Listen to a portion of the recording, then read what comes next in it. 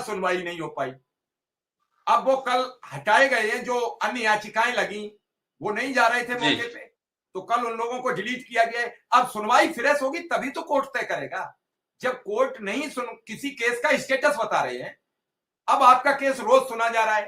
पहले आपका सुना गया शायद 14 तारीख को, फिर सुना गया 19 तारीख को, 13 को, अब 19, अब 12 दिसंबर, अब 12 दिसंबर 18 दिसंबर और 18 दिसंबर में अगर हम माने तो 11 दिन ये और 18 मतलब लगभग 29 दिन, और 29 दिन में एक महीना मान लो मैक्सिमम, एक महीने में सब कुछ साफ हो जाएगा। और ये महीना शिक्षा मित्रों के जीवन में बड़ा जिम्मेदार भरा है, दोनों तरफ से, सरकार की तरफ से भी, अदालत की तरफ से भी, और शिक्षा मित्रों की तरफ से भी। क्योंकि सब जैसे कहते नहीं है, सब तरफ से एक ऊर्जा निकल रही है, और उस ऊर्जा का क्या फायदा मिल जाए, ये नहीं मैं कह रहा हूं, कहने के तात्पर्य कोई कहे दबाव में आ गई है, मैं ये नहीं मानता हूं। कोई सरकार अपने मन से देती है, दबाव बहुत कम सरकारें मानती हैं, कोई भी सरकार हो, केवल दबाव मानती है वोट का, और कोई दबाव नहीं सरकारें मानती किसी भी, उन्हें सभी काम दबाव से नहीं हो सकते। हाँ, तो अब ये ऊर्जा, मान लो आपके नेतागण भी कह रहे हैं, केशव प्रसाद मौर्य ने जब सुंदरम साहब से पूछा कि 7 वर्ष में आपने शिक्षा मित्रों का, अनुदेशकों का वेतन नहीं बढ़ाया, क्या आपका बढ़ा कि नहीं बढ़ा, तो कोई उन पर आंसर नहीं था, क्योंकि सवाल ही ऐसा था। उन्होंने कहा क्यों नहीं ऐसी व्यवस्था बना देते, जब नियमित कर्मचारियों को 4 से 5%, 10% तक टीए बढ़ता है हर साल वेतन में, तो क्यों नहीं इन संविदा कर्मियों का भी कोई ऐसा ऑप्शन डाल दो, इनका भी ऑटोमेटिक बढ़े, जो हर साल विवाद खत्म हो जाए। अगर 10% वेतन प्रतिवर्ष बढ़ा होता अनुदेशक शिक्षा मित्रों का, तो कहां पहुंचा होता। जिस रेशियो में मानक में बना था वेतन, उसमें नियमित होते ना होते, लेकिन मानक में वेतन तो उसी में होता। 6000 वाले का अगर 70,000 हो गया, तो 2250 वाले का भी तो आज 30,000 होता।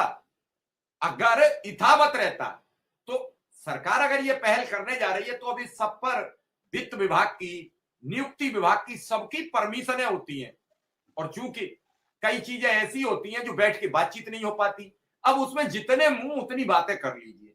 हमारे दिमाग में समस्या क्या है इस समय, मैं किसी शिक्षा मित्र पर आरोप नहीं लगा रहा हूं, काफी समय से कुछ नहीं मिला, तो दिमाग में नकारात्मक बातें प्रवेश कर चुकी हैं बड़ी तादाद में।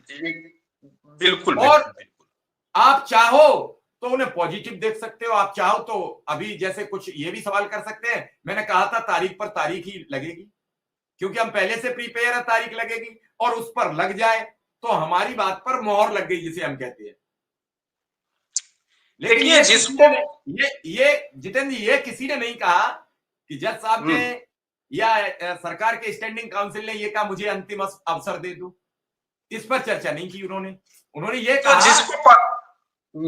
जिसे पता होगा तब न कहेगा, हमको पता है, बता रहे हैं, नहीं क्योंकि हम कोर्ट में पेयर थे।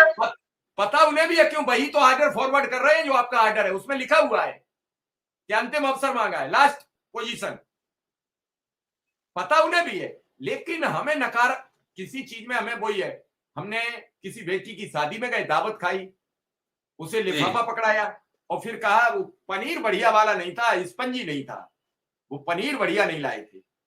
आपको कितनी देर लगी, उसने अपनी आत्मा निकाल के वो भोजन खिलाया था आपको।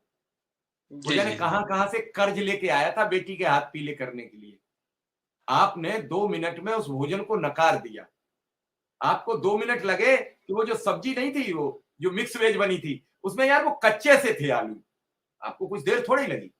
या आपने कहा जो मेरे पास पूड़ी आई थी वो कच्ची थी और रोटी तो मिली नहीं। काश इस जगह आप होते, आपका प्रोग्राम चल रहा होता, फिर कोई आपसे ये सवाल कर देता। जिसके घर कोई भी कार्य या व्यवहार होता है, वो कितना उस दिन चिंतित होता है कि मेरे आने वाला कोई अतिथि भूखा न चला जाए, वो मेरे यहां आए तो प्रेम से भोजन कर जाए। आज बफर सिस्टम हो गया, एक दौर था जब पूरी दावत बैठ जाती थी, कुल्हड़ पत्तल और सब, फिर अंतिम में मालिक आता था और सबसे हाथ जोड़ के भाई एक पूड़ी, एक लड्डू, एक रसगुल्ला, ये सब चलता था। अब चूंकि जमाना बदल गया, अब वो बेचारा गेट पे खड़े रहता है और घुसते पे ही वही नमस्ते कर लेता है। उसे ये पता नहीं है कि अब आप खा के कब निकल जाओगे, उससे मिलोगे भी कि अब नहीं मिलोगे। तो वो गेट पे एंट्री पे ही खड़ा हो जाता है, नमस्ते कर लेता, कहता चलो चलो अंदर भोजन कर लो। तो जितेंद्र भाई, हम अच्छी बात को अच्छाई में डेवलप कर सकते हैं और बुराई को बुराई में डेवलप कर सकते हैं। नजरिया अपना अपना है।